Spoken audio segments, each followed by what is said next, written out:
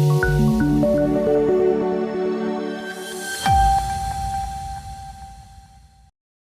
મંત્રી કુબેર ડિંડોરે પરીક્ષા પે ચર્ચા 2025 કાર્યક્રમના પ્રસારણને મહીસાગર જિલ્લામાં હાજરી આપી નિહાળ્યું।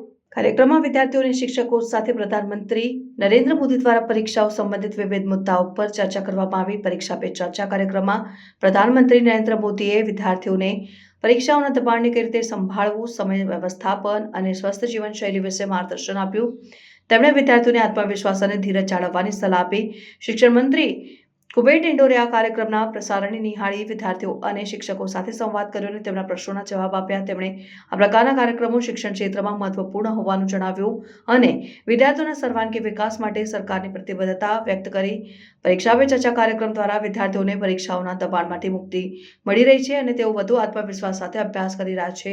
આ કાર્યક્રમ શિક્ષણ ક્ષેત્રમાં એક સકારાત્મક પરિવર્તન લાવી રહ્યો છે। વિદ્યાર્થીઓની જે મૂંઝવણ છે, એમની ચિંતા છે, એમાંથી મુક્તિ આપવાનું કામ કરે છે અને એનો આજે આ કાર્યક્રમ હતો। એમાં અમારા મહીસાગર જિલ્લાના અમારી મુરલીધર સ્કૂલના વિદ્યાર્થીઓ સાથે અમે પણ જોડાયા છે। અમારા ટ્રસ્ટના વડીલ શ્રી જેબી પટેલ સાહેબ અને ડીઓ અને પૂરી અમારી ટીમ જે વિદ્યાર્થીઓ સાથે અમે આ પરીક્ષા પે ચર્ચા કાર્યક્રમ માણ્યો।